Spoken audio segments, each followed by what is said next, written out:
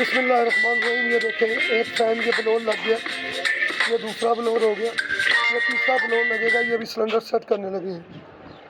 ये मुकम्मल हर किस्म की मेटल को इंशाल्लाह सैंपल तैयार करने के लिए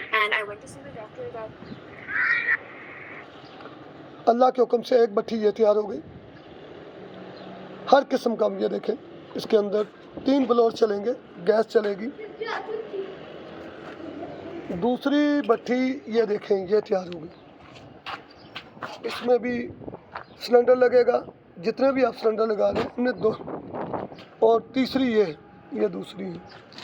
ये इंशाल्लाह ताला अल्लाह के हुक्म से मगरिब के बाद एक्टिवेट सब चलना शुरू हो जाएंगी। हमने अभी 2 ब्लोअर ही लिए हैं। ये सेटअप जो है ना मुकम्मल, ये पानी के पाइप भी लग गए, टूटी भी लग गई है आज, और तदाब भी अभी इंशाल्लाह ताला नीचे से ले आते हैं।